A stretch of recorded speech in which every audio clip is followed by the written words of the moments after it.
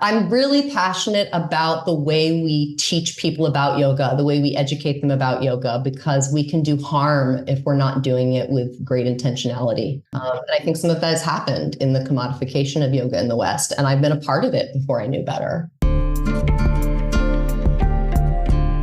Welcome back to Full-Time Yoga Teacher Podcast. I am your host. My name is Rekha. I hope you're having a great day so far.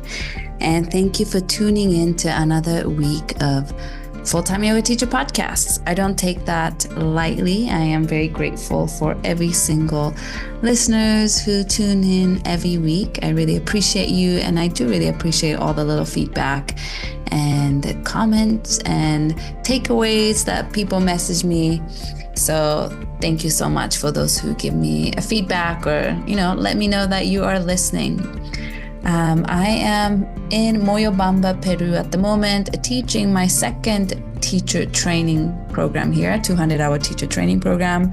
We're about wrapping up the second teacher training program. I do feel and felt much more comfortable and confident teaching this teacher training compared to the first round. I feel like the first one, I was kind of still getting used to the country, getting used to my new home, getting used to the format of the 200-hour teacher training that I'm teaching, and getting used to the other co-teachers that I'm working with. In this training, I feel much more relaxed, comfortable, ready, and just wanting to share the things I've learned along the way in terms of teachings and techniques, teaching methodologies, as well as philosophy. It is very meaningful for me to be able to teach yoga more in depth and nuanced way compared to just teaching a group yoga classes. So I really love that. I do want to continue working in the teacher training space, and really want to go deeper into teaching teachers, which is one of my joy. Another thing that I am getting used to, the shift from working as a full-time yoga teacher in LA and then now being here in Peru in a small jungle town, is that I'm learning to embrace living slower, learning to embrace teaching less hours, teaching less number of classes, learning to embrace not being so busy all the time. I did live a really full and busy teaching full-time life in Long Beach, and I love that. And that is one of the reasons why I gained so much experience from day one of becoming a full-time teacher, is because I just had I was grateful to have all the teaching experiences I had. But after 8 years in, I felt like I was starting to see the negative impact on teaching that many classes all the time in the city. I feel like I was constantly on fight or flight. I was constantly stressed out, busy, running around from one place to the next. Just didn't really feel like I had time to really breathe and enjoy not having too much to do. And maybe I'm swinging from one extreme end of the spectrum to the other extreme, where my life seems a lot slower and I have a lot more time to really dedicate on self-practice, meditation, self-care, really give 130% into the class that I do get to teach here, and really dedicate a lot of my time and attention into the group of teachers that I'm teaching here. I'm enjoying not having things to do every single moment of my day. So I'm sure it's all about balance. I can't live like this forever. Maybe I can. When I go back to LA, I also realize that I don't want to be overworking. I don't want to feel stressed out. So starting to think about how would I readjust my life when I go back to Long Beach. I know a lot of you listening are yoga teachers and full-time yoga teachers. I would love to hear from you. How do you balance growing and working towards a goal and really being committed and disciplined to this profession of full-time yoga teacher, but also having enough downtime to enjoy life, enjoy spending time with loved ones, reducing stress, but still being able to make a living as a full-time yoga teacher. That's something I ask all my guests the questions, how they balance their life, how many classes they teach. And that's something I'm still figuring out on my own. So if you are feeling something similar, or maybe you have had this experience in your teaching career and you have learned here things too that you want to share, feel free to message me. I would love to hear from you and hear about your experience. You can always reach out to me on Instagram at Reika Yoga or my website, www.reikayoga.com. I want to talk about today's interview. Today, I got to interview Charlotte. And Charlotte was recommended to me by Callie. If you remember the episode where Callie shared about her journey of stepping away from full-time yoga teacher career, and she decided to become a occupational therapist.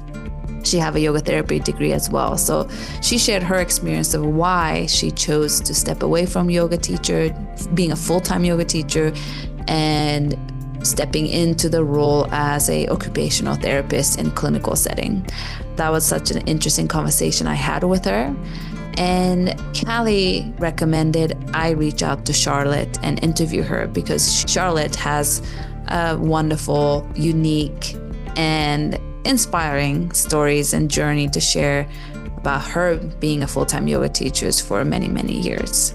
This conversation I really enjoyed speaking to her. I could really feel that she was so passionate about yoga and spreading yoga and teaching yoga. And she was also so passionate about her own self-practice and how that fuels her teaching, and how having your own practice is just part of her daily life, and that is the foundation so that she can teach and give the fullest to when she's teaching.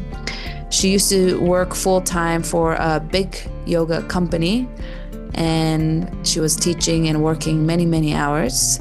And the pandemic gave her a reason to kind of shift her career path, and now she mostly teach online, and she has a lot of private one-on-one offerings, including Jyotish reading, which is, some people call it Vedic astrology.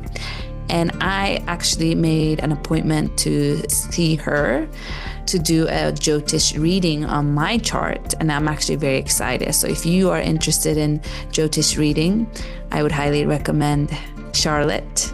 Hopefully from here in this interview and this conversation, you also feel like you can trust her to do your Jyotish reading. So if that's something you're interested, I highly encourage you check out her offering. So let me tell you a little bit more about Charlotte. Charlotte offers integrative yoga and meditation education for sincere practitioners ready to evolve their practice, teaching, and life. She works primarily one-on-one with students as a personalized guide to the Yoga-Vedantic sciences, as a Jyotish practitioner, which is Vedic astrologer, and a somatic movements therapist. Charlotte supports you in preparing for self-realization. She takes an integrative approach, combining many elements from the Yoga-Vedantic tradition to foster experiential learning and meaning. Integrative yoga uses asana, which is postures, pranayama, which is breath work, kriya, which is evolutionary action, mantra, which is sound, meditation. The thinking body, the feeling mind, which is somatic movement therapy created by Dr. Linda Lack, and very much more. The best way to know if working with Charlotte is right for you is to have a conversation, and hopefully listening to this podcast interview feels like you are also having a conversation with Charlotte. I hope you enjoyed today's episode, and I will speak to you on the other side. Welcome, Charlotte, to Full-Time Yoga Teacher Podcast. I'm so excited that you are here with me today. How are you doing? I'm great. Thanks for having me. I love talking about yoga. Me too. And tell the listener, where are you based, or where are you logging in from today? I'm in Santa Monica, California, where I live, and most of my teaching these days happens online. So I'm here in California, but I'm simultaneously everywhere. And are you from California, or where are you originally from? No, I'm from the East Coast of the US originally. I was born in New Jersey, and then I grew up in Virginia, out in the country. My mom likes horses, so it was out in horse country. Where yoga is not a thing, was not a thing where I was growing up at all. So it wasn't until later in my life that I got into it. So how old were you when you first got into yoga, and what brought you to your first yoga experience? It's interesting as I have been thinking about this, because I have a story I usually tell about how I got into yoga, but I realized that there was actually an earlier moment. I went for a couple years to boarding school when I was in high school, and we had to pick like a physical activity. And one of the options was yoga. So I remember as a teenager actually picking yoga as my PE choice. But then I went once, it was really early in the morning, like before class, and it was cold and dark. And I went once and was like, I'm not going. And I like changed. I forget what I did instead. But that's interesting to me, because there was something inside me, even though I had never been exposed to yoga and had no idea what yoga was and knew no one in my life that practiced yoga, that I saw that as an option and somehow was drawn there, even though I didn't follow through with it. So it wasn't until about 10 years later, when I was about 24, 25, after college, I found myself living in Colorado, and everybody there already did yoga. So I went from being someone that kind of made fun of people that did yoga. I was like, so boring. What is it, like stretching class? To seeing everybody do it. So I tried it at my gym, mainly because everybody was doing it and it was already part of my gym membership. So I wandered in via the physical practice, and honestly haven't looked back. And where in Colorado did you live in? I was in Boulder during that time. That makes sense, that how yoga was everywhere. Got it right. You got it right. I lived in Fort Collins for 6 years. So we're nearby. Beautiful. So you took your first class at a nearby gym. And what was your first class? Like what was your experience like? It was an intro to yoga class that they had offered like once a month. That was for people that were brand new to it. And it was with this like sagely Indian man. I wish that I remembered his name, because I don't think I took his class again after that, but it clearly was a good experience because I didn't feel intimidated by it. I wasn't bored, because back then I was like a gym rat. So I would have needed it to have a certain level of activity, probably to hold my attention. And it made me want to go back again. What I remember is that pretty soon after, I started going to yoga like all the time. And then I was going to only the yoga classes at my gym. Like I stopped doing the other stuff I was doing and was using it basically as a yoga studio. And then I was complaining about how I wish they had more yoga classes. And that's how I ended up actually at a yoga studio. Was, one of the teachers was like, well, I teach here at the gym, but, I also teach, 5 blocks down the road at a whole place that has yoga all day long. So maybe you should come check it out. So that was how I wandered in. And you said that was after college for you, or during? After? After, yeah. Okay. And what were you doing in Boulder at the time? I was working for a few theater companies there. I went to art school. I used to make theater art, weird theater art. That was very fun. Exploring the depths of suffering of the human experience, mainly because I had big questions about life, and I felt like art was the only way to explore them because there were no answers to these questions. But then the reason I got so into yoga pretty much immediately is that I started to realize there are answers to these questions, and yoga has them. So rather than like exploring the suffering of the human condition by being a theater maker, I pretty soon pivoted into wanting to explore the discovery of the answers to the questions that I'd been seeking. So it was a weird transition for me, though, because theater had been such a huge part of my identity. Like my ego was so wrapped up in it. That it was a weird feeling to decide that there was something else I was passionate about and really make that shift for it. I'm so grateful for it. Yeah. And when was, do you remember the moment that you realized that you wanted to become a teacher? Originally it was all very practical. Well, there were two sides to it. Part one was practical, which is that, as a theater maker, the jobs are inconsistent, right? So like my whole life, knowing that I was going to theater school, I imagined myself doing weird, odd jobs to survive. Like I always imagined that being the lifestyle I'd sort of chosen for myself. So I thought teaching yoga would be a nice thing to add to it. I had gotten really into it as a practitioner and was going every day. So it seemed like a logical thing, like, oh, maybe this would be a nice thing to add to like my menu of weird, odd jobs that I do.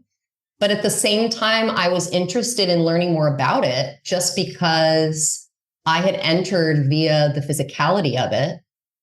But I could tell there was something else going on, because even though I was just going to these sweaty classes that were really like yoga workouts, the practice is so potent that even within the workout setting, the heart of the practice can bleed through if you have a really wise instructor. It can really live within that. And from that, I started to feel my insides shifting, and it was kind of strange. Like I started to notice my own negativity in a new way. And I kind of wanted to understand what was happening to me, because I thought I was like just going to a group exercise class, but I felt my personality starting to shift. So I did the teacher training like to make money. That was one of my reasons, to do it as a job, but then also just to know more about yoga, because I could tell there was more going on than I could learn in just going to classes. And so was your 200-hour teacher training in Boulder? Yeah, my first training was in Boulder. And in fact, I went a little here's what it was. I found out in my first teacher training that as much as I loved yoga classes, I really loved yoga teacher training, because sitting and hearing wisdom and I mean, that is part of this practice for as long as it's been around, is the sharing of the wisdom through the oral lineage being shared from teacher to student. So there was something about the training setting itself that I really fell in love with. So I did a lot of trainings. Like I did a lot of trainings in Boulder and then moved. Your 200-hour teacher training, was it, what was the format? Was it like intensive 1 month, or was it over several months? Yeah, it was over 2 months. And it was like 3 days a week, like long days, 3 days a week. And it was in a power vinyasa style, which, was great because it made me very marketable. Like I feel like what I learned was the ability to go out and look for jobs in a way that made it seem like I had more experience than I did, because so much of the focus of that training was hireability, which I'm really grateful for. What it didn't have was, and I don't think this is any training's fault, because 200 hours is not enough time to learn yoga, just like straight up. So I think because there was such a emphasis on making us hireable as yoga teachers, which worked well for me, there was other time we didn't spend on some of the other parts of the practice. But luckily, one thing I really learned in that first training is that the learning process is the practice for me. So I've kind of just never not been in a teacher training since then, because that's a huge piece of it. So yeah, I started in Power Vinyasa and went from there. I can relate with continuing learning. I feel like I just love learning, and sometimes I feel like, am I like addicted to continuing education? Because I just love signing up for different workshops and trainings, and just the knowledge is so vast. Like it's never ending. And I think I see that in a lot of my teachers that I highly respect, is they're continuing to learn. It's never over, So I love to hear that you also love to continue learning. And after you finished your 200-hour, what did you start teaching right away? Were you teaching a couple classes here and there, or how did it go after graduating? Yeah, I mean, to be fully transparent, I did that first training and then tried to get a job at the place where I did the training. And they were basically like, we don't need teachers in this power format that you just learned to teach. And I was like, oh, okay, that's kind of a bummer. I wish I'd known that before I just spent all of this money. I said, what do you need? And they were like, well, we need teachers in this other format that I hadn't just learned. So I went and just did another training in that so that I could, get up and running in that. So I did start teaching right away. It wasn't like instant, because I went and did that second 200-hour first to learn that. But then, it was in a couple months. It was in like the first 6 months that I started teaching.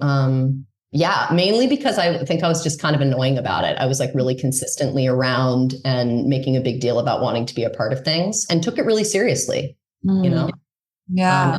continue to take it seriously. So yeah, I started teaching right away. And then the company that I was working for was expanding.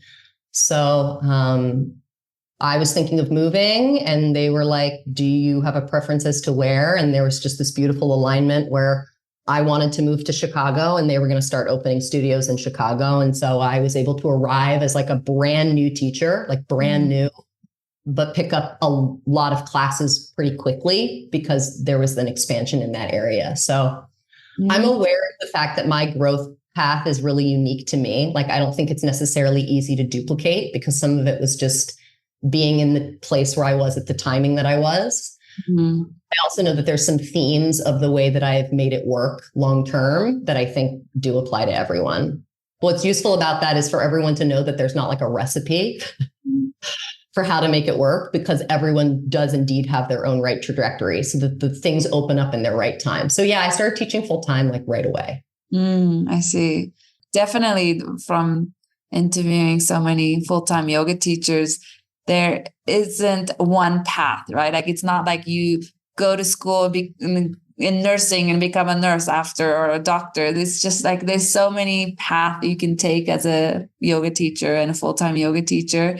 And also, like exactly what you said, even though everybody's path is different and unique, there's also commonalities in everyone's path as well. So I think you said that so beautifully. So were you already thinking about moving to Chicago before realizing that your yoga studio you worked for was going to open another brand? I was because I was still in the mindset of wanting to do yoga as like my quote unquote day job while I was pursuing doing theater stuff. And then what happened was I moved to Chicago and was like, I need something to pay my rent. So I started going out and looking for all kinds of jobs.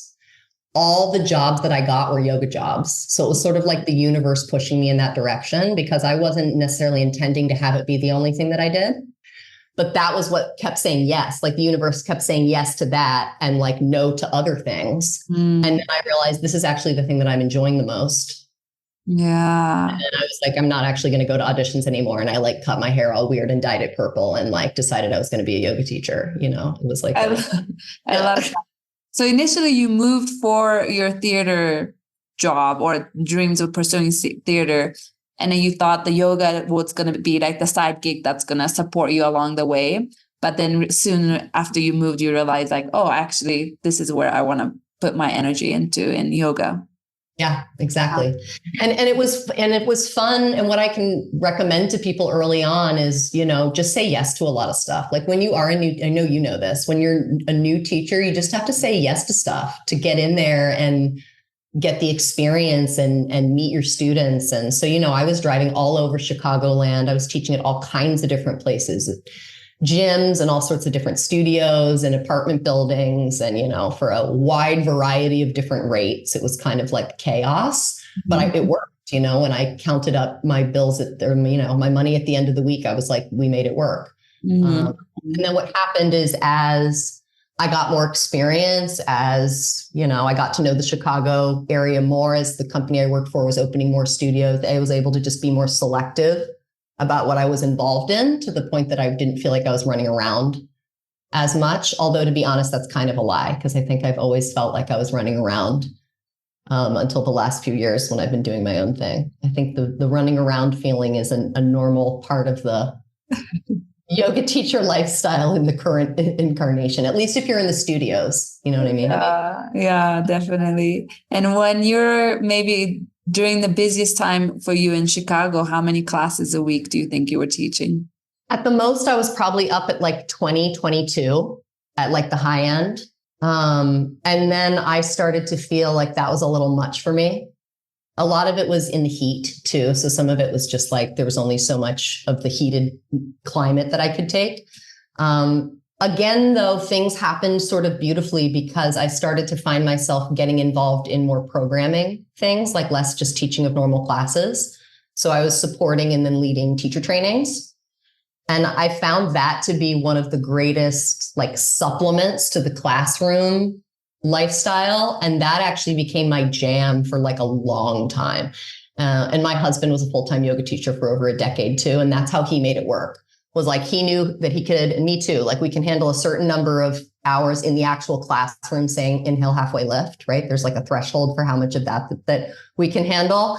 But then there's other things you can do as a yoga teacher that are in the same world that are different, like leading teacher training lectures, mentoring people who are new teachers, and all of that stuff started to be interesting to me as well. So that's what I did. And while you were in Chicago, you started to get involved in teacher training. And well, first of all, your husband is also a full-time yoga teacher. Yes, we met when we were in Chicago at the yoga studio. In fact, isn't that sweet?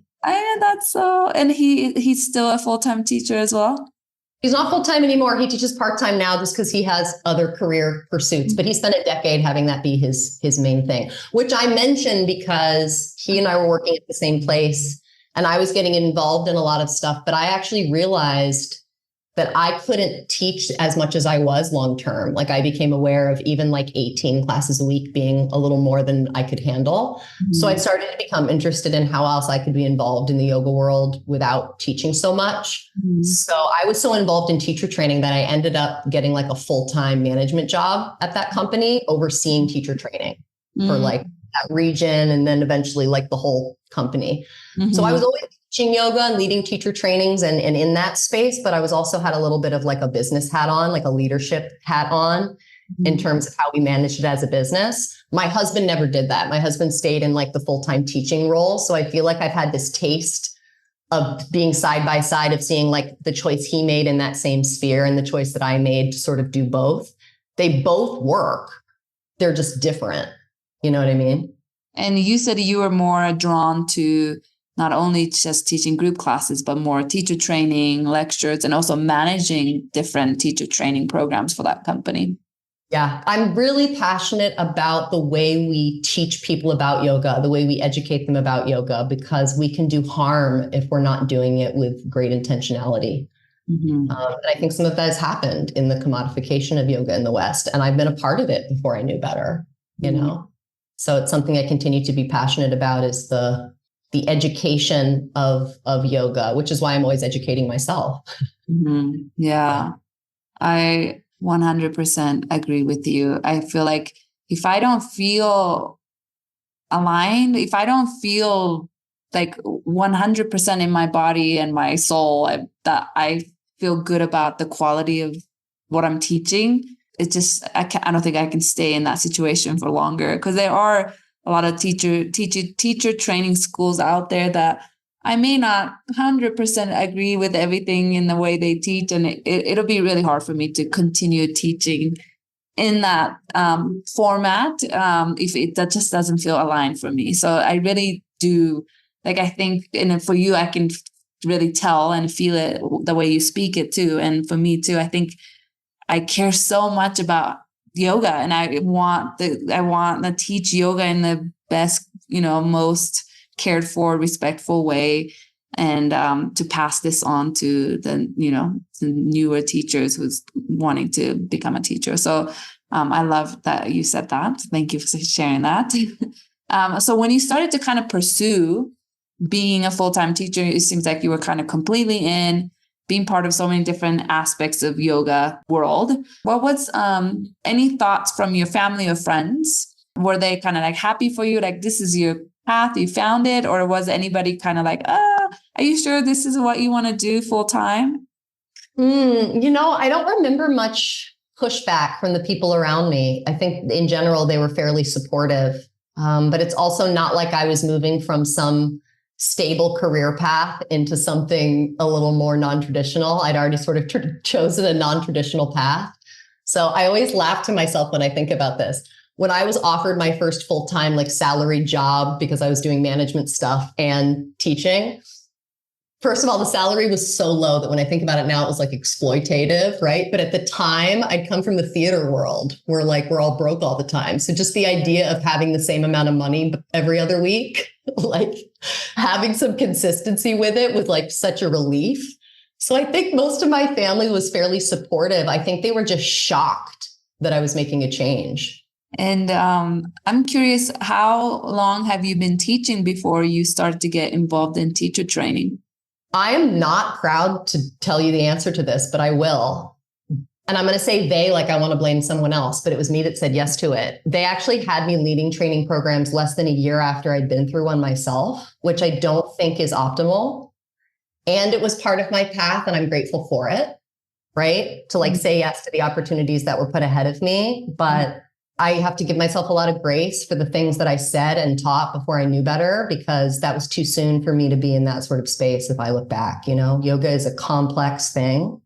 I hadn't even been practicing that long. So I'm grateful for the accelerated growth that I had in my career from that perspective. But I feel like a lot of what I do now is pulling back and like going back to my personal practice in a way that I didn't have because of this accelerated career growth. It was like there was something about the way that yoga became my job that although I was always practicing, even the practice became linked in with what I was doing as a leader in the space. Like there was a negligence to my own personal practice. This is how you know this is to be true. It took me 10 years of being full-time in the yoga space for me to have a seated meditation practice. 10 years.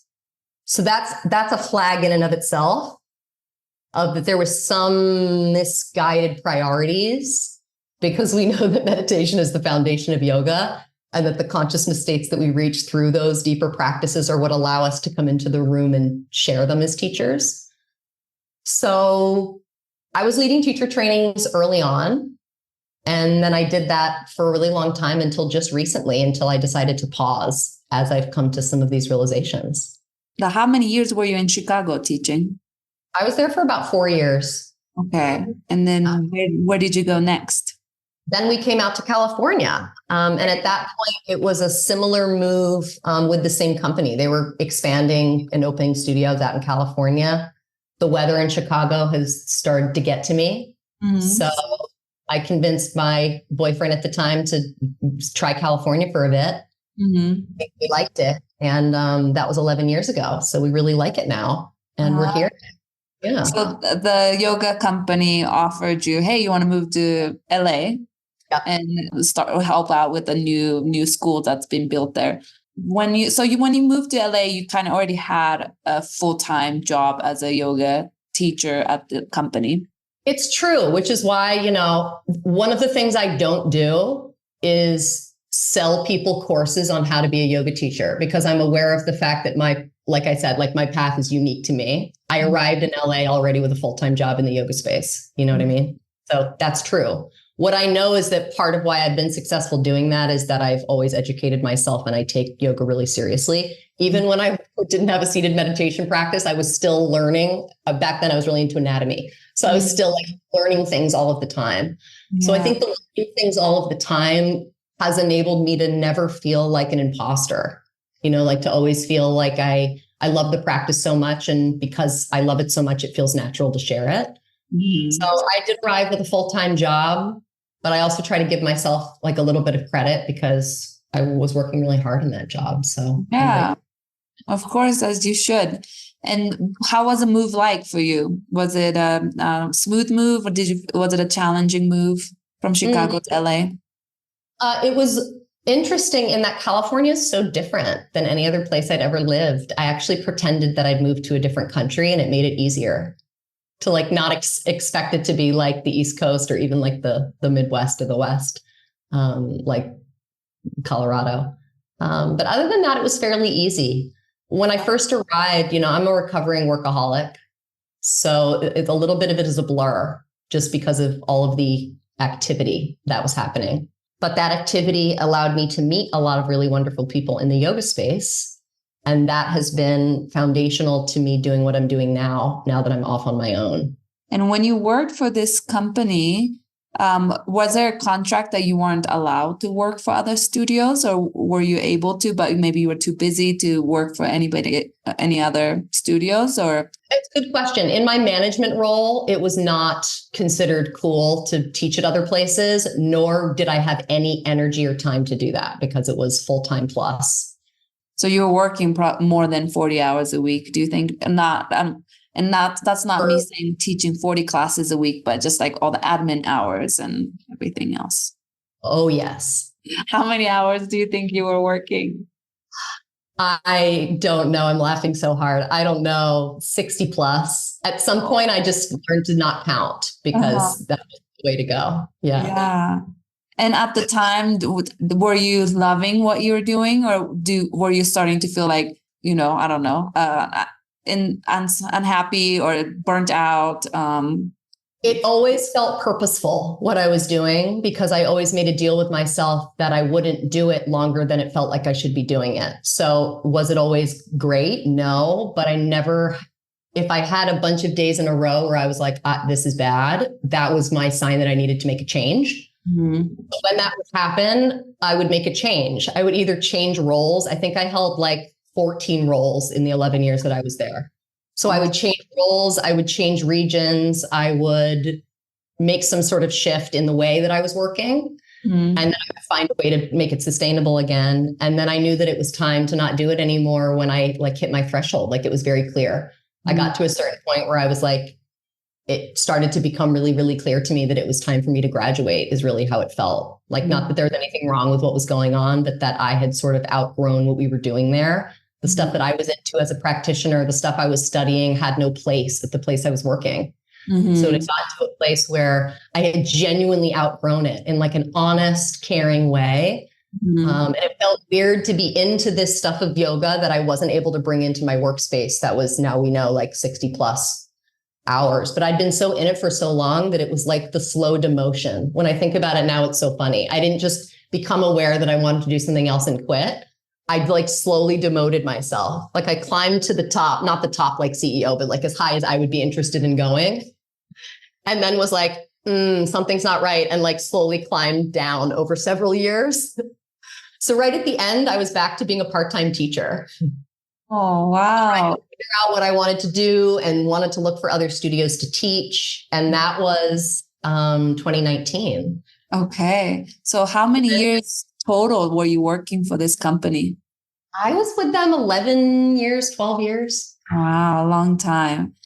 And what were some of these like the continuing education trainings that you were doing that you were personally being drawn to learn more about during this time that you felt like you weren't able to bring to your full-time job?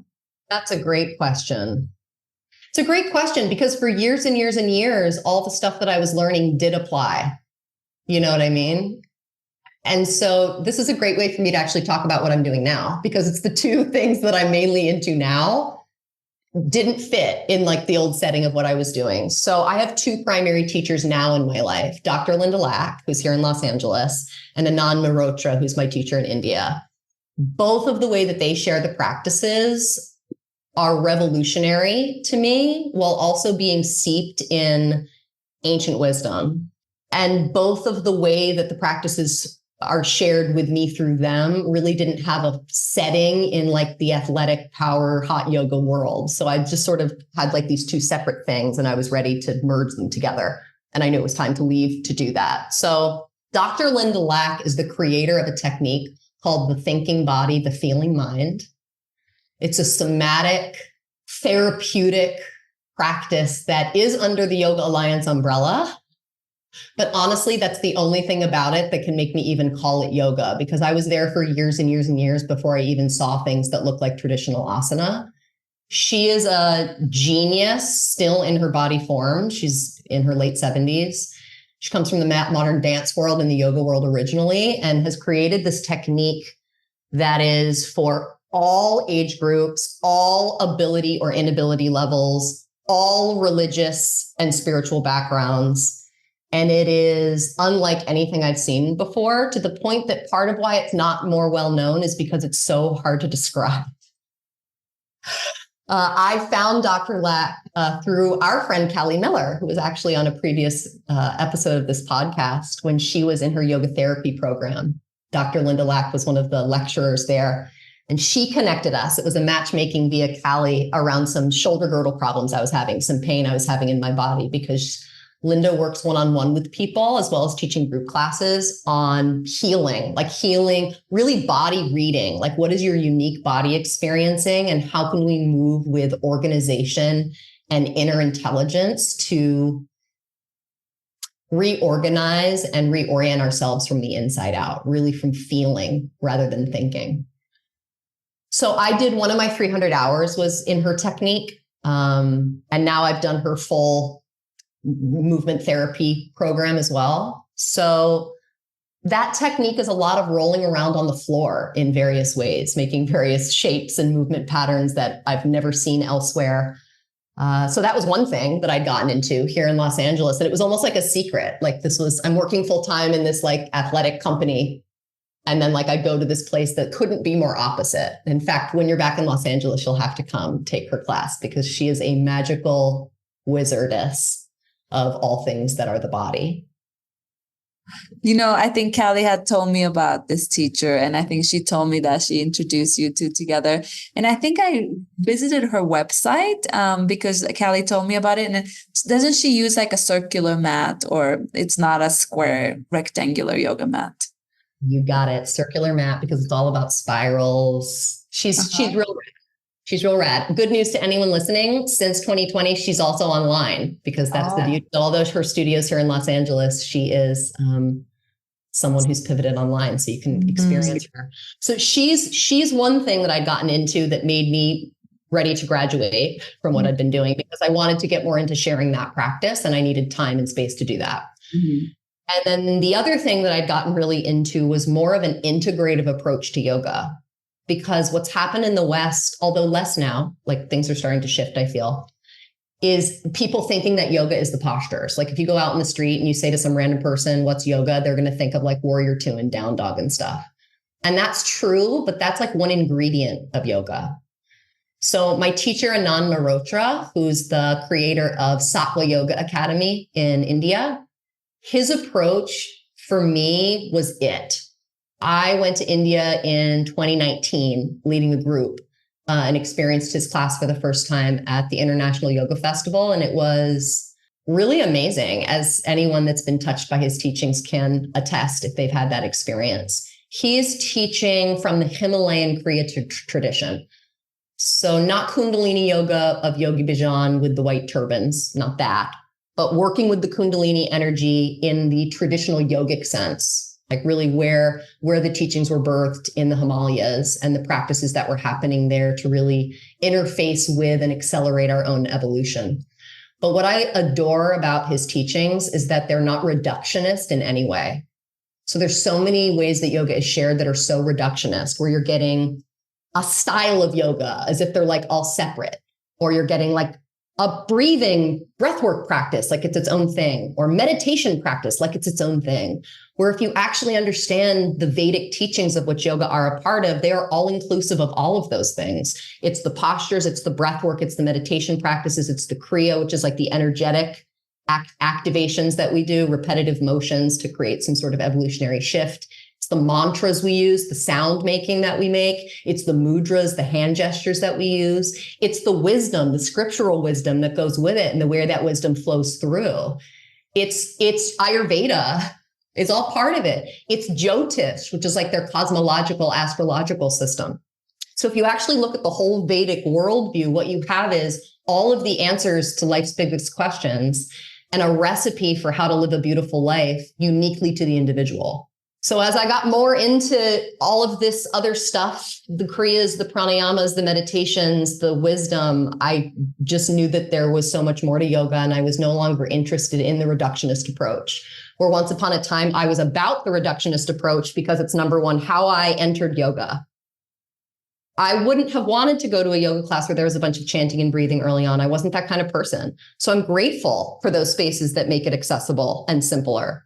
But I'm also glad I didn't stop learning about yoga, because I would have thought that that's all there was. And I would have been halted at a certain process of growth. So as I became more open-minded, as my experience, even through the asana practice, became more expansive and revolutionary, I kept being curious and going into these other things. So now my approach is all of it. And honestly, I don't even teach that many group classes because one size doesn't fit all when it comes to these practices. You know, a practice that's medicine for one person is a poison for another person. So much of the work I do now is one-on-one with people. Really, I don't even know what to call myself. Like if an Uber driver asks me what I do for work, I say I'm a yoga teacher because it's simple. But I honestly the image that conjures in one's mind, I don't know if that's accurate to what I actually offer to people, because I'm more interested in the whole lifestyle with which yoga comes from. Yoga comes from an entire worldview, and that worldview is it for me. I don't think it's it for everyone, but all the questions that I've had about the human experience have been answered through that tradition. Mm-hmm. Wow. Thank you for sharing about your teachers and, what lights you up. I feel like I can tell that you're just like, you're glowing when you're speaking about your teachers and the things you have learned from them and how you share it to the world.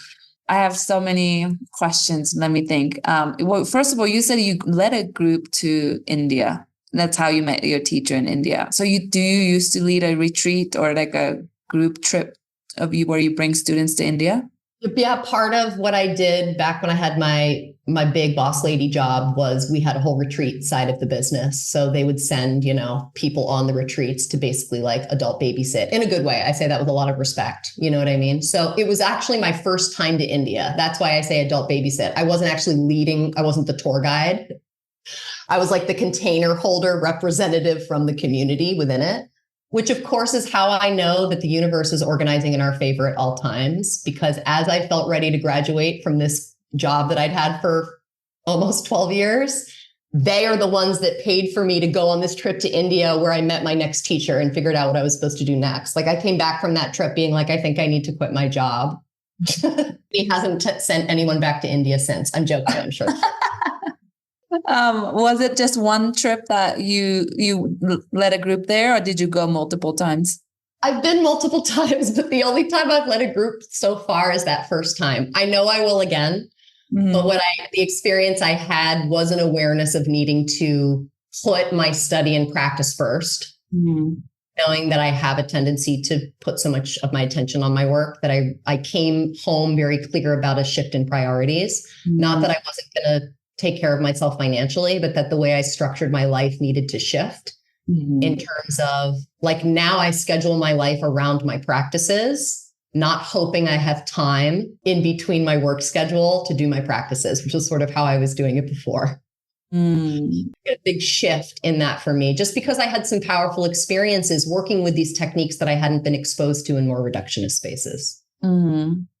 And I know you said you've taken one of your 300 was with the teacher in LA. And that makes me wonder how many 300-hour teacher training have you completed? Question. I'm all about the a la carte education. I laugh sometimes. My parents have asked me about this. Like if I picked one thing, if I'd gone back to school with the amount of time and money I've spent on yoga continuing education, I'd have some sort of higher degree, but I don't, because I like the a la carte. So I think I fully finished. Like I have the piece of paper for maybe like 300 hours. One I did with actually the two teachers I was just talking about. I've done 300 hours with both of them. But I think I've attended others and then just like not done all the homework, like just done the parts that were interesting to me.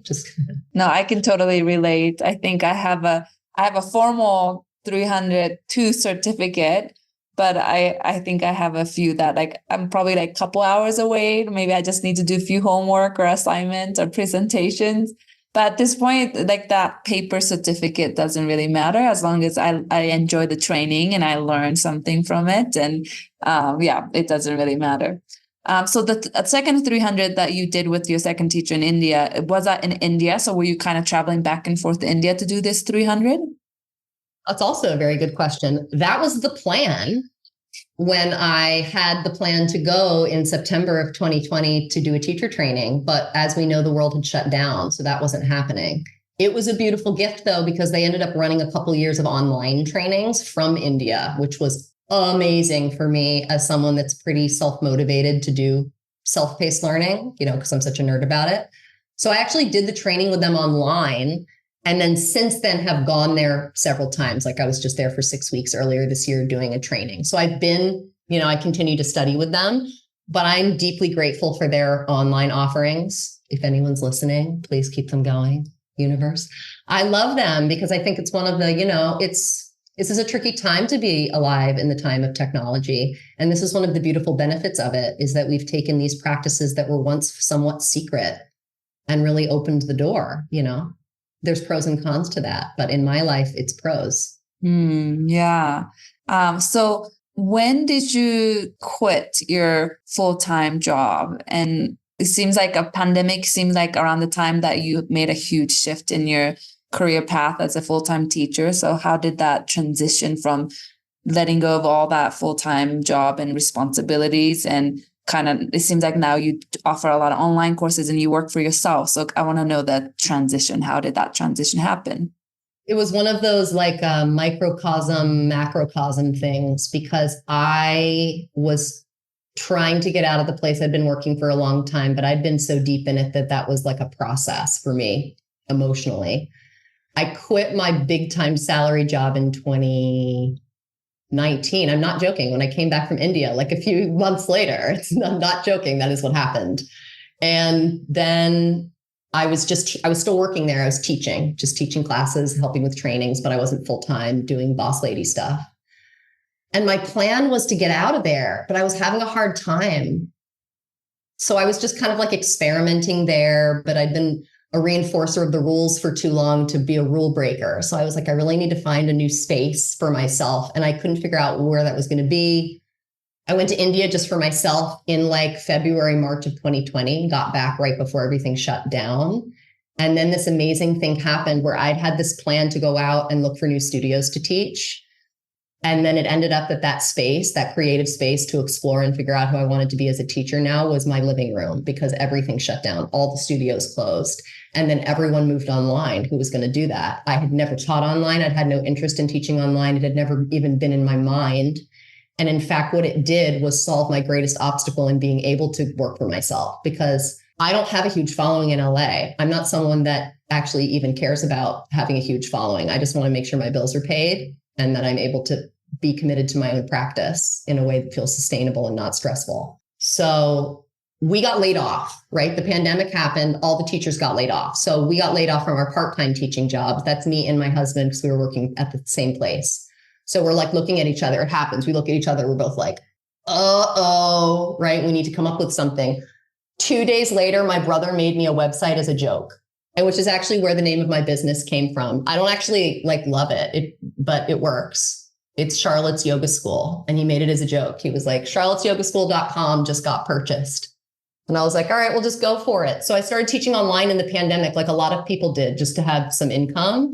And it worked really well. And then I started doing workshops. And then because I'd always been the teacher training lady, I had already formed in my mind and notes in my phone a 300-hour program I wanted to write. So I took 2020 and I wrote the program and I got it certified with Yoga Alliance. And then I spent a couple of years running that program. And then after another trip to India, I had this realization that I'd gotten my ego all tied up in being the teacher training lady. Like there was something sticky between me and teacher training. And I was working too much. Like I'd created another scenario of workaholism, working for myself. So this is my second year of taking a pause on actually running trainings. And I'm just working with people one-on-one right now, which feels really good. And I know that I'll be back to leading trainings because I feel the pull in myself and have ideas. But I also know that the time I spend stepping into my practice and my own inner quietude and my own study is how I really can be of service and offering the needs of the moment from the world around me, and not just operate from some egotistical place of trying to create some sort of image of who I am as a teacher. Like I'm not interested in that. I'm interested in my own personal freedom. And I'm interested in supporting the people that want to walk that same path in a similar way and get supported by me. And it continues to blow my mind every month when enough money has come in that I don't need to go look for another job, especially now that things are reopened.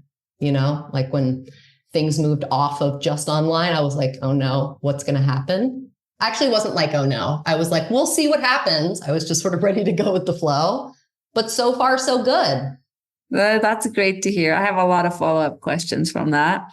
Before you stepped away from your full-time position at the company, but you still taught few classes as a part-time teacher. And you said you had a hard time completely leaving that behind. And I'm curious, why do you think that was hard for you? Was it like familiarity, or was it like financially was beneficial to keep that part-time teaching job? Both. But just to be transparent, because some people will hear this and know exactly what I mean. Part of it was cultural to the place I was working for. think part of why they're able to survive paying people so little is there's this like non-financial compensation there that makes you want to be part of the club. So there's like this emotional attachment that almost had happened with me to the community where I almost needed to define who I was without it. And that was like a process. So that's honestly true. Yeah. From like light corporate brainwashing, but that's not all bad. Part of that is good because all my favorite people I met there, like the sense of community there was very strong. Mm-hmm. So I think that was part of it. Even when I knew from a career perspective, it was time for me to move on. It was like entangled. Mm-hmm. And part of the entanglement was financial. You know, I'd been there for a long time. So when I went back to just being a part-time teacher, my rate was somewhat higher at this place I'd worked at for 12 years than it might have been if I went out and started looking for jobs from scratch. You know what I mean? So part of it was a little bit of financial fear. Mm-hmm. But honestly, the financial fear, once we lost our jobs, was part of what launched me into action of doing this thing that I'd been wanting to do anyway. So when I look back on it, I think I was kind of just dragging my feet or like fearful that it was going to work. But I also hadn't thought of the online thing yet. Like when I was imagining going off to do my own thing, I couldn't solve it or figure out how to make it work. So I was still just kind of like stuck in this holding pattern. And the answer was online for me. I'm not saying it is for everyone, but like that was the gift of the pandemic for me, was opening up the online space. Mm-hmm. Yeah. Because I would have been like, no, like I knew people did that. And I would have been like, the people that are interested in learning from me are all over the country from my job that I had. Because one of the jobs I had there was a travel job. So I'd sort of been all over the place. It's like my people are all over. Not everybody vibes with me, but the people that do are all spread out. So I don't know what to do. And people would be like, go online. I was like, no. So it wasn't until I actually learned online. Teaching is beautiful. It's so intimate. You're with people in their homes. Well, thank you for sharing that. And thank you for your honest reflections on that time. And so pandemic happened, you were let go, everybody in the company, I'm sure majority of the people were let go, started to teach online. And I'm curious, how did you I think you already had students from all the places you lived and worked. But how were you collecting email addresses along your yoga teaching career path? So you were able to just kind of send an email out to your subscribers and be like, hey, I'm teaching online if anybody's interested? Or did you have to like promote your classes? How did you find students to show up to your online classes when you first started teaching? That is a great question. And I almost said to you, don't have me on the podcast because of the answer. The answer was I'd already started an email list, and it was like divine timing, where when I needed it, I was like, I magically have like 200 people's emails saved up for this moment. I didn't know what I was going to do with it. But when I'd stepped down from my big girl job in 2019, I had all these ideas. So I think I'd put like out on social media, like, if I feel called to offer some sort of learning, you know, on my own, do you want to know about it? So I'd already sort of gathered that, not to mention just the network I'd had from being a part of a large yoga company for a long time. So did I have to gather people and do work about it? Yes, but that was somewhat smooth. Like I didn't just like schedule a class and hope people showed up. You know what I mean? Like I did market it, but the marketing process wasn't like I was going out and trying to like hunt for people. I just needed to tell them that it was happening. Which is the same marketing mentality that I lean into now. My job is not to chase after students. My job is just to make sure that the people that need to know what's available. I don't want to convince anybody. I'm not interested in convincing anybody to do anything. I just need to let them know what's available so they can make their own choice. So yes, I gathered email addresses, and you can do that too. And I'm just going to like, perhaps unethical, but I'm just like, my aim in coming on this podcast is to be helpful to other people that want to be full-time yoga teachers. You know, when we lost our jobs, the very first second after we lost our jobs, I logged on and grabbed some email addresses from my students that I saw regularly before my login got nixed, because there were some people who I didn't have really, like I didn't have their numbers or their Instagram, but I saw them like every week in class. And I said to myself, like, would this person be happy to hear from me? And if I was sure the answer was yes, I like did a little unethical thing and like went and grabbed their contact info. But I only did that with people that I know wouldn't feel like I was spamming them. And the people that I did that with were like, we were so worried when the studio's closed that we would never find you again. So we're so glad that you reached out. So what I'd say is like, if you're looking to build either your own client base or even just like private clients, just do build those relationships with your students outside of just the studio space. Not like you're trying to steal clients from anybody. There's enough to go around in this world. But it is nice to have relationships with people in a way where you could communicate with them outside of the container of wherever you're working, because that's where private clients come from. Not that you're soliciting private clients, but it's the building of the relationships that leads to natural private clients in a way that feels really organic. Yes, thank you for sharing that. And I love your honesty with sharing all of that, because it's so true. I tell a lot of the newer teachers that start collecting email addresses now. Like, I think it's never too early. It doesn't matter. You may not write your first newsletter until a couple of years from now, but it's so important to start collecting now, as much as possible. Whether you do it whether it's verbally after class, you're speaking to somebody and you say like, "Oh, you want to stay in touch?" Or some people will use social media to try to collect email addresses. Some people announce it after their class. And I know and I know that as an independent yoga teacher we're not solely relying on being employed by a studio or a company. It's so important that we are able to communicate with our students. And like you said, it's not like we're trying to spam them or try to convince them, because they can unsubscribe anytime they want to. And, that's just part of it. It's okay if they unsubscribe. But I think it's so helpful as a yoga teacher, if they really want to make it independently, definitely collect email addresses. So I'm so glad you share that. That is the best advice. I just want to star that. I think that is the best advice, because you can be a beautiful teacher, but if you don't have anyone to tell about it, they don't know that you're available. So that is the best advice. And you just never know, somebody, like maybe a student of yours from 5 years ago from another state, another city you lived in, they might reach out to you one day and are interested in your private offering on Zoom, or they might know somebody who are going to really appreciate your private offering. Like, you just never know how the word can spread and which network and connection can lead to another connection and another opportunity. So I think it's so important to keep that relationship, and collecting email addresses is a great way to keep in touch with everyone. And it's slightly off topic, but another part that I really try to emphasize to newer teachers is that you just don't know what kind of impression you are having to certain students, because that person you met randomly at one class you taught could connect you to another great opportunity. So it's so important to always show up professional, and also being on time and being open and friendly, because you just never know what kind of connection and opportunity is going to lead to a next opportunities. And if you're not showing up as a professional, the best self you can be as a yoga teacher, those kind of opportunities, people are not going to recommend you. And I feel like it's so important to always show up as the best we can be as a teacher.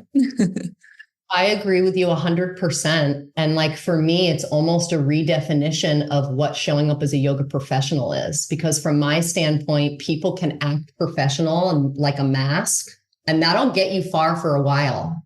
But if I really believe if you want to make it long-term in a sustainable way with a sustainable impact within yourself and in the world around you, you really have to start with the internal work that you're doing. Yes. Thank you. Thank you for that. So going back to when you started teaching your online classes, you let your community know that you're teaching online. And were you surprised by how well you could make your own business from teaching online? Were you able to make more than you used to as a full-time employee at a yoga company? Or what was the difference? Pleasantly surprised how well the online was going for you, independently doing it by yourself? Or did you have to did it take some time to grow? Honestly, I guess some of this was auspicious timing, but I was very pleasantly surprised in how it all worked out. In fact, I wasn't sure if building my own thing was the way to go. And I felt like the attendance and response that I got early on was sort of the universal acknowledgement to keep going in that direction. It worked really well. In fact, that first year from a financial standpoint worked the best, because there was basically no overhead with an online business, and because everyone was at home, right? So now that everything is reopened again, things have shifted. The way I run my business has shifted. I have less stress because that first year gave me a cushion to be able to pivot. You know what I mean? Like it worked really well. Because what I was doing was I was teaching privates and workshops and stuff, and I was also leading a full teacher training on top of it. So it was like double the work that I actually would prefer to be doing. But because of that, financially, it paid off. The difference between that and my own salary job is that I didn't get paid more in the salary job if I did more. That's the thing with salary. So I actually do make a lot more now than I used to because now I get paid for my time. Mm. And when you started to teach first, when you were first teaching online, were you teaching a group class and then slowly it kind of transitioned to more workshop teacher training and private? Yeah, it started with like a couple group classes I was teaching. And then back at the beginning, it was like I had a couple people also on the platform just to like help them have some dollars flowing in during the pandemic. So it was like my husband and like a couple of my friends. So we had like a little schedule that we were running throughout the week.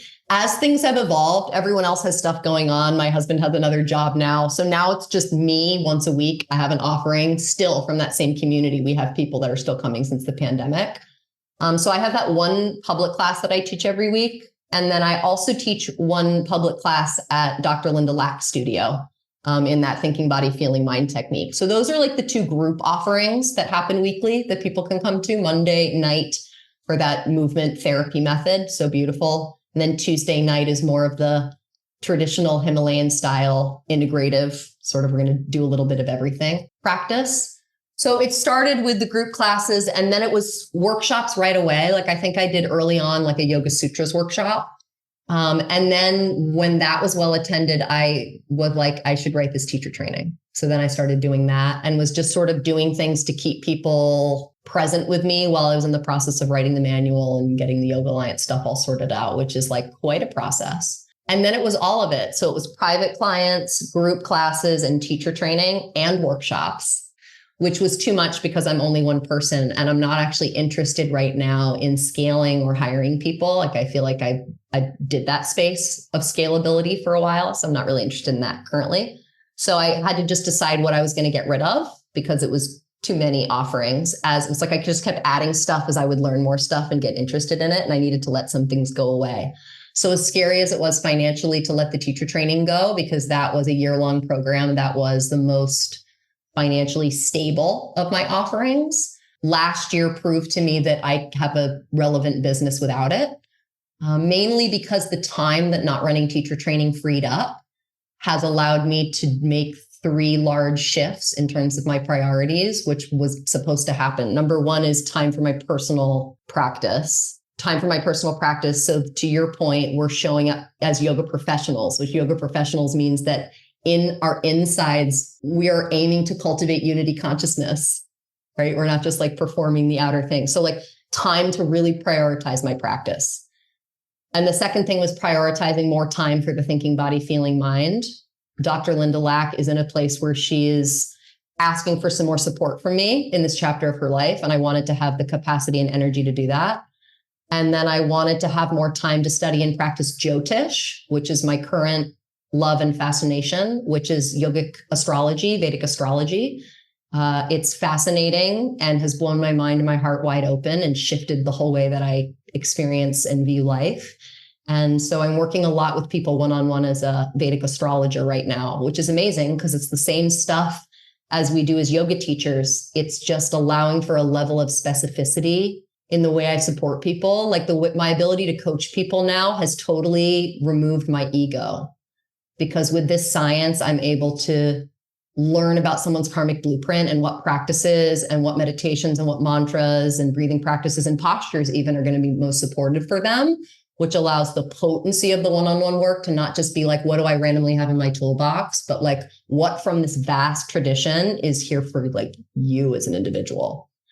So in letting go of teacher training, it freed up time for myself to study and practice, time to support Dr. Lackmore, and time to study and practice Jyotish. And that is what has filled the space. So we're going to go with that for a while until the call comes that it's time to do something different. Yeah. Wow. I'm so so fascinated by everything that you do. I actually want to know more about the Vedic astrological reading too. That sounds amazing. But kind of going back to now, you do teach group classes only twice a week, and rest is private clients. How are you finding your private clients? Are they previous student of yours who want to continue working with you one-on-one, or do they recommend a word of mouth referral to their friends, family? So how are you finding these private clients, and how many private clients a week do you tend to see? My private clients usually are people that have done some training with me prior, who want to keep going, like people that went through those first 2 years of the teacher training I ran, or people I knew from my prior life who want that. And then also word of mouth, a lot of word of mouth. Because as I actually think about who I see on a regular basis, a lot of those people are word of mouth people. Yeah. So that's the other way that it happens.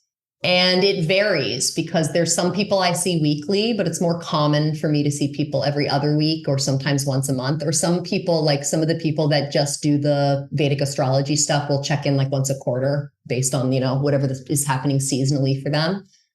So it really varies. I'd say that I am in live contact hours with people, teaching 10 to 12 hours a week, somewhere in there. But part of why I feel okay charging what I do is because of the extensive amount of time that I spend preparing for these sessions. It's normal for me to spend 3 hours preparing to be with someone for 1 hour, because of the in-depth level of study of their chart I'm going to do, thinking about what practices would support them, taking the time to really prepare myself in the container so I can be most receptive to them when they come in, and not just forward my own agenda.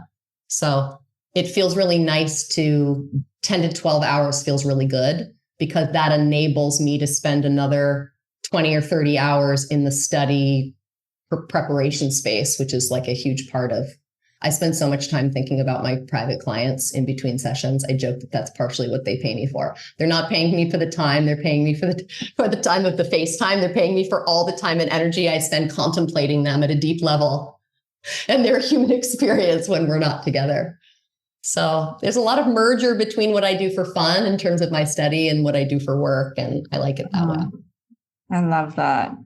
And so do you say your streams of income would be private one-on-one work, group classes that you teach, and also working for your teacher? Anything else? So it's the one-on-one stuff I do. And I think that's where there's the most variety, because some people I work one-on-one with, we don't do any spiritual woo-woo stuff. They come in, their knee hurts, and we do movement therapy for their knee based on this technique I've learned from Dr. Lack. So sometimes it's very straightforward, I'm putting back shoulder girdle injury or something. And then sometimes they come in and it's not specific at all. And I get to sort of look at the whole toolbox of the Vedic teachings and say what pulls through in this moment. And then sometimes someone comes in just for a Jyotish reading, So there's a lot of variety within that. So when I am the way I even just for my taxes, think about my own accounting streams of income, it's different categories of sort of how I'm spending that time. But you're right. It's one-on-one time, of which there's a variety of what that looks like. It's the couple group classes. It's working for my mentor at her space. And then I do lectures for other people's teacher trainings. Now that I'm not running my own, I have more capacity for that. So if somebody needs someone to come talk about anatomy or philosophy or something, I guest lecture in for those. And that's pretty much those are the income streams currently. Yeah, that sounds wonderful. And are you able to fully support yourself financially with this full-time yoga teaching income that you have now, and maybe even in the past? Have you always been able to? I have always been able to since I started. And I also have been able to shift my lifestyle based on my income needs. I think this also helps coming from the theater world, where I never expected to have a lot of money. I've always just had a fairly simple life. So I feel that helps. As long as I have, this is the truth, as long as I have money to do the courses that I want to do, so that I never feel oh, wow, that's something I want to go study and I can't for financial reasons. I don't need a lot of fancy stuff. I'm still wearing yoga pants I bought 10 years ago. You know what I mean? So I have always been able to make it work, and it works more now than it ever has. So, it gets better. And if I were to say, how have I been able to make it work financially? I honestly think the number one thing has been true, sincere investment in my own education. And I don't mean education like just collecting certificates. I mean like sincerely wanting to know and embody the depths of the teachings. And I feel like the more true that comes for me, the more there's a natural flow of abundance. So it's almost like the less I think about marketing and trying to get people and chasing students to for whatever reason, the less results I'm going to get. And the more I actually remember that there's enough for everyone, that I am whole and complete as there are, that there's plenty, that actually it's always worked out for me. I have no proof from my yoga teaching career so far that it's not going to work. The fear is just going to hold me back. So it is working right now, but there's strategy. I've always budgeted. I've never just been like, I hope it works out. I'm always someone that's tracked what's coming and what's going out. So if I know less is coming in, less is going to go out. Thank you for that. That's such a great wisdom of, really investing in the quality of the education and really truly being genuinely interested in wanting to learn that and then also embodying that once you are learning and practicing it. And students can see that, people can see that when teachers have that embodiment. And then another thing you said about, budgeting, and I 100% agree with you. I keep track of like every penny that I make and every penny that I spend. So then I know like, okay, do I have enough to invest in this training that I really want to, or maybe next year I'll have enough money to invest, or do I have enough money to travel this for 1 week or whatever it is. I think just knowing exactly how much is coming in, how much is going out, so you know where you are in your financial situation to be able to like know you can continue investing, or can I let go of this class at this time slot at a studio that I don't really feel aligned to anymore. And then you can look at it. You can look at your budget and it's like, oh, actually, I can let this class go and still be fine. And you can use that time doing something you feel more passionate about, or you feel more in align with, or maybe it's the rest that you need if you've been overworking. So I love all of that you shared. Well said. So well said. Mm-hmm. And I do think it's possible. I like being organized in that way because it allows me to get ahead of things. Like I like to not just try to drive my own agenda from an egotistical place anymore. I think there was a time when I did that. So now I wait for there to be a need for me to need to fulfill in terms of what I'm offering to people. So the reason I know that it's time for me to run some sort of workshop or extra class or extra offering will either be because I see a theme and people asking me about it, either in like my private clients or people I'm communicating with online, or, there's like I hear the ask and I'm like, I feel like this is being asked as an offering and I should provide this because I have that to offer. Or I look at my budget and I'm like, oh, this month, based on something that needs to happen financially, I need a little extra income. That would be another way that the universe would say to me, it's time to do another pop-up class, do a little workshop. Like, what is something that's coming through that could help boost that? So far, I haven't needed to do that since I let go of teacher training. Like the private client Jyotish thing is working, but I keep track of that because at any time I could offer more. As I've pulled back and tried to break my workaholic tendencies, I always have if I find the numbers aren't numbering, I make a shift. Yes, very well said. What aspects of being a full-time yoga teacher do you love the most? And what do you find it most challenging? My favorite thing about being a yoga teacher is just how much I love yoga, how the questions that we're told are the big unanswerable questions are answerable. And the fact that I get to spend this particular incarnation exploring that, and then that the natural thing to do is have people exchange money for me to share it with them is just amazing. Amazing. Just that the whole thing exists at all. Just the miracle of life itself is my favorite reason. I love that.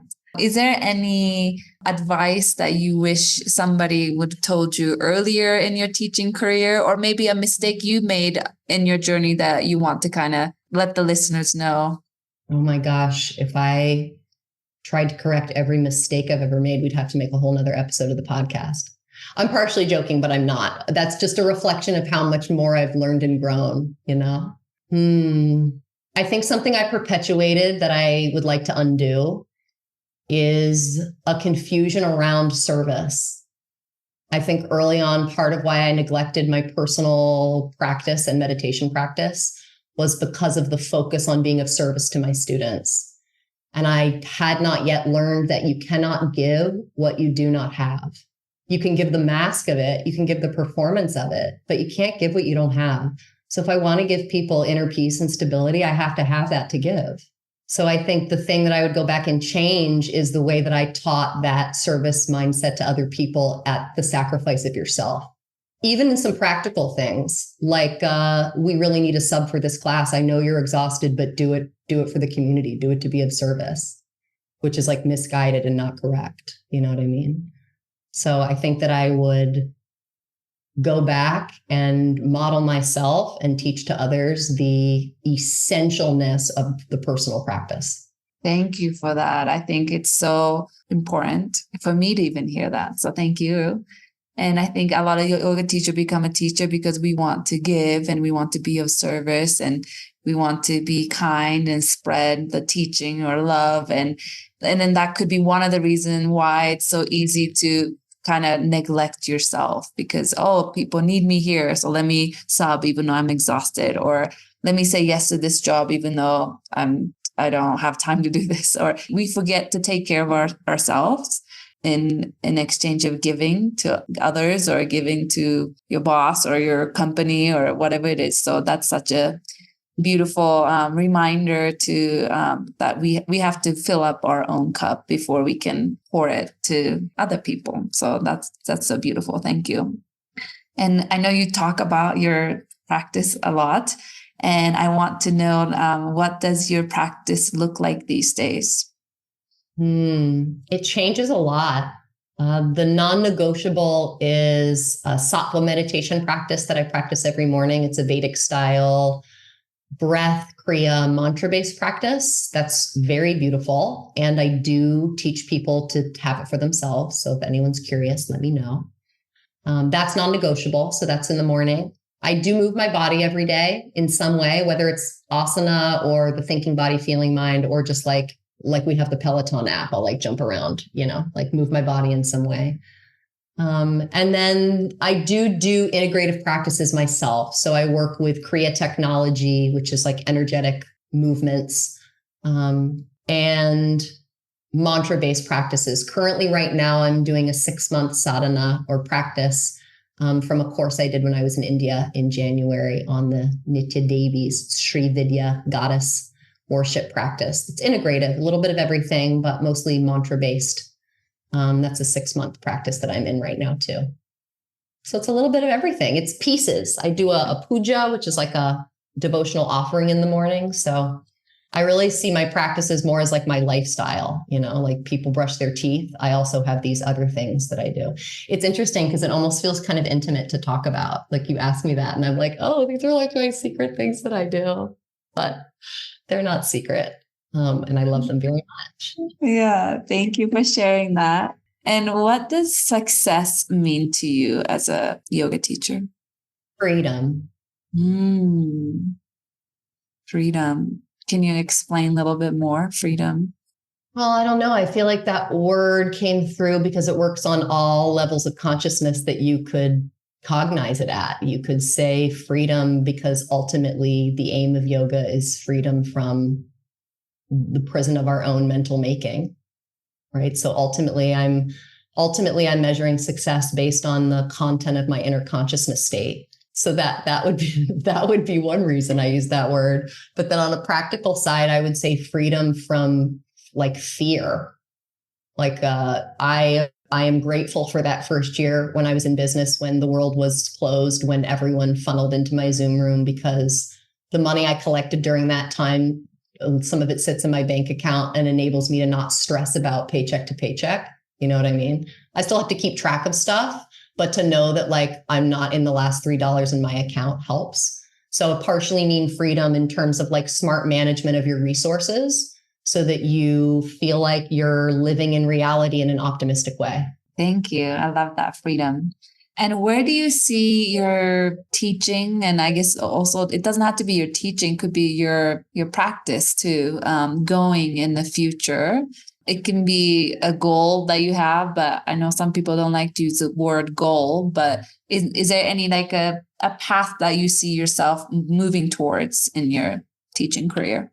Yeah, I feel like I'm in a transition right now, and I don't even know what it's towards. So I feel like the transition I'm moving into is being less controlling about what that is. Part of the beauty of the way my little business has been set up is that there isn't, marketing people would disagree, but I love the fact that there actually isn't a strong brand that is associated with something specific. Now, I know that makes it a bad brand by branding standpoints, but I want to be able to change what I'm offering as I change and grow.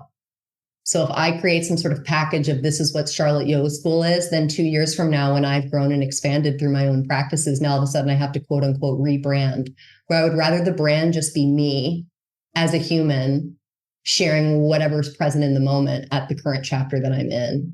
So it's not even really a business. It's just sort of like a place for people to find me if they're curious and want to talk or breathe or stretch. So I don't know. Being less of a control freak is where I see myself in the future. And that goes together with running a successful business. Like, I don't see me not doing this.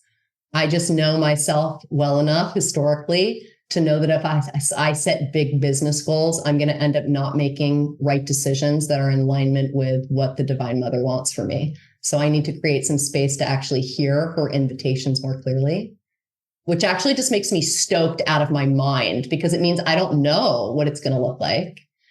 But I really think it would be bonkers if I didn't run trainings again, because I do love teacher trainings. And as much as this break is exactly what needs to happen, I feel it in my heart. So I get excited about when that time comes again. Oh, thank you so much for sharing all of this. It was so, I feel like my cup has been filled having this conversation with you and really getting to know you and learning about your journey. And it's always so inspiring to speak to someone like you. So thank you so much for sharing this with all the listeners. Is there tell us how people can reach out to you, how they can find you, or is there any upcoming offerings or training workshop that you want to let the listeners know? First of all, thank you for having this conversation. I have so many questions for you now. We'll have to go to teach.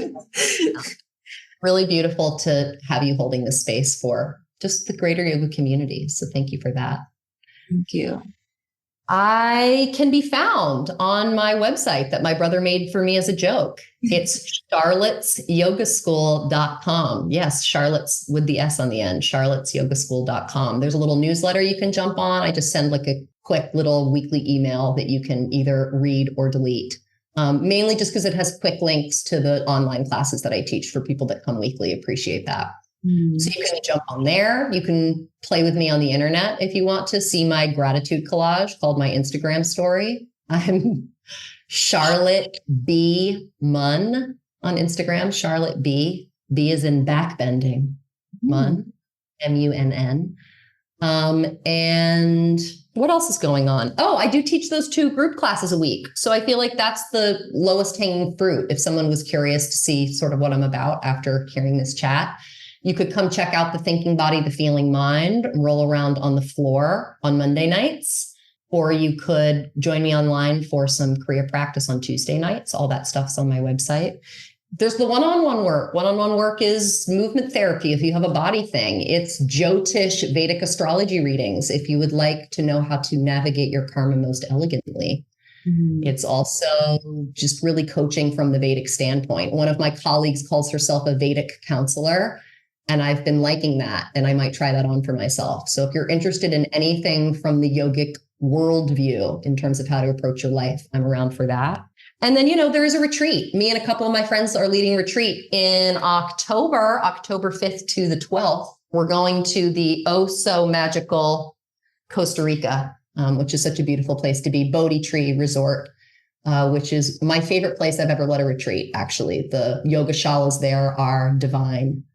So if people are interested in more of the integrative in-person approach, me and my colleagues that I teach with all have very different styles. So it's almost like a mini yoga festival because the 3 of us teach so differently and diversely. So if you want to come to Costa Rica with me, let me know. Thank you. Well, Costa Rica retreat sounds amazing. And I know I'm very curious about the Jyotish reading. So I might be reaching out to you in the future for that.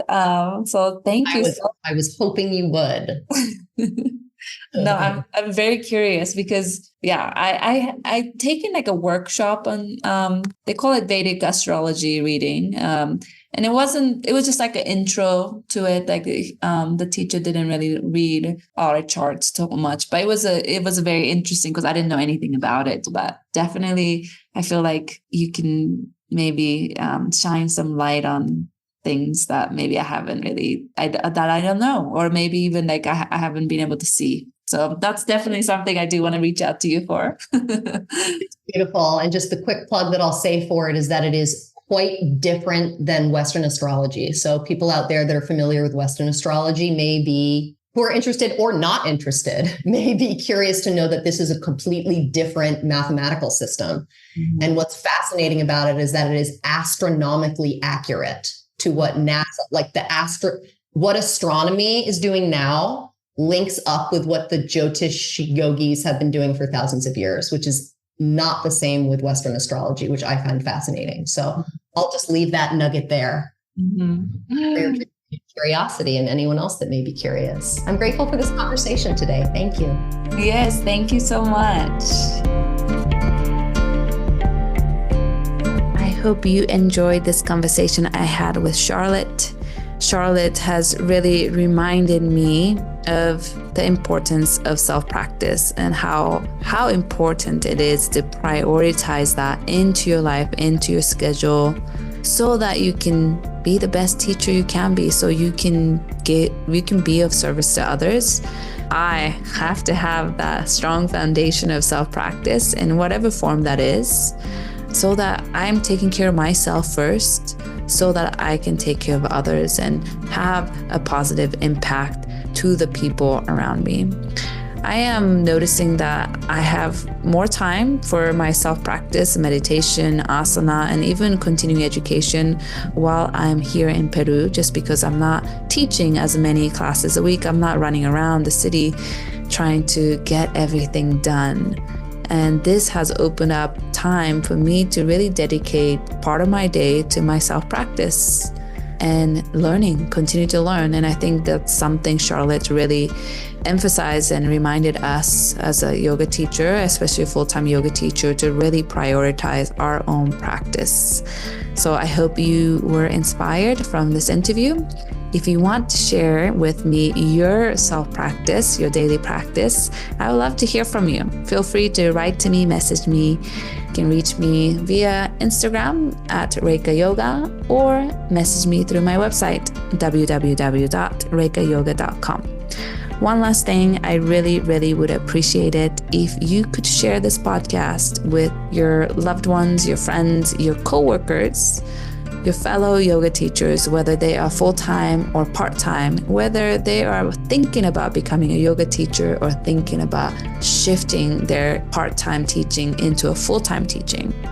I would really appreciate it if you could share this podcast with your community. And if you'd like to leave a review, please leave a review in whatever platform you are listening to this podcast from.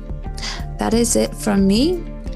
I will talk to you next week. I hope you have a great day.